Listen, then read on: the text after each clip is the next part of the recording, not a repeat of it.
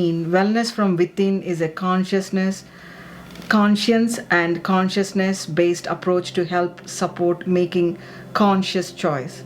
You explained very well, so I would hear from you what you mean by conscience and consciousness based approach. Beautiful, very, very good question, Dr. Shailaja. In fact, it might sound complex when probably someone hears this. There are like 3 C's here. The 3 C's are conscious, second C is conscience, and the third C is consciousness, right? So let's dissect those 3 Yes, and see how it actually ties to the wellness, right? Now, the conscious mind is the mind that is conscious about everything that is happening in the environment, right? So we have the 5 senses, right? We all know this sense of sight, sense of smell, sense of taste, sense of hearing, and sense of touch. So these 5 senses are transmitting information through those sensory impulses into the mind, right? Into our environment, right? From external. Either you pay attention or don't pay attention, it goes automatically. We are feeding that constantly, right? So now, where is it going? It's going into what we call the mind. And that mind is the conscious mind because it's always receiving that information. Now, that conscious mind is responsible for making decisions, right? And when you look at that conscious mind, it actually has many faculties to it. It has the ability to get the information. It has the ability to discriminate the information. That's right. And say whether this is a good or bad choice. Should I act upon this or should I not act upon this? So the discriminatory capability is also there within that conscious mind. In fact, in the ancient yogic world, that mind itself is divided into few parts. What we generally tend to call mind is actually more than just that mind. So there is that conscious, like mind, sensory mind that is sending that information and your mind is receiving that. And then there is the intellectual mind, which is called buddhi, which is useful for discriminating right or wrong, good and bad. And then there is your subconscious mind, which is called chitta. And then there is the memory, which is called smriti.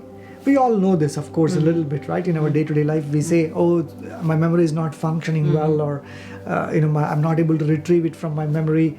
And we sometimes also use the word subconscious quite a bit. We know most of our day-to-day activities are driven by that subconscious mind, right? The default mode, the patterns that we kind of accumulate. And then, of course, there is the sense of I, which is called ego, the true ego, right? It's in ancient wisdom, it's called as aham, right?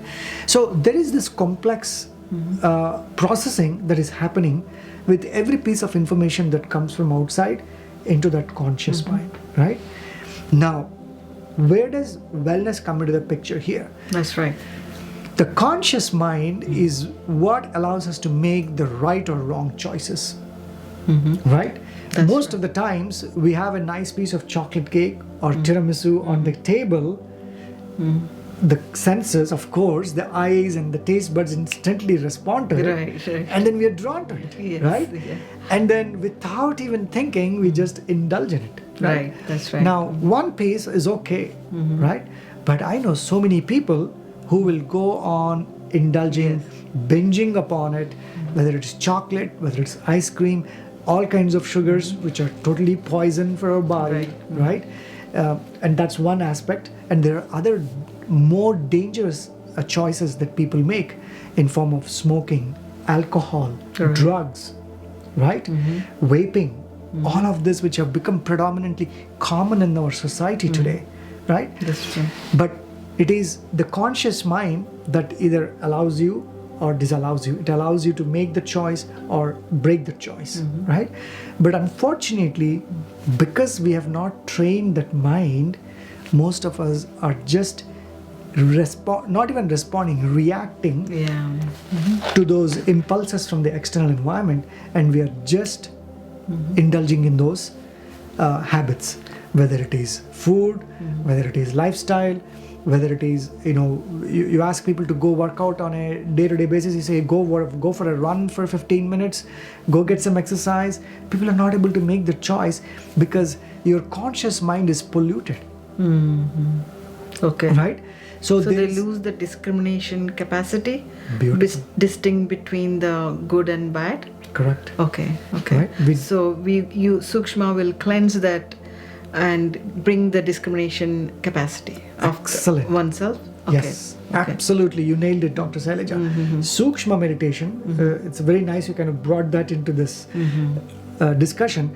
Sukshma meditation is where that conscious mind is cleansed, that subconscious patterns that we have accumulated, that kind of have conditioned people to behave in a certain way, make choices in a certain way before they even think. They just make the choice and they're into it. Sukshma pauses that. It cleanses that subconscious patterns. It gets rid of that conditioning that happened for a long time. It empties that subconscious mind.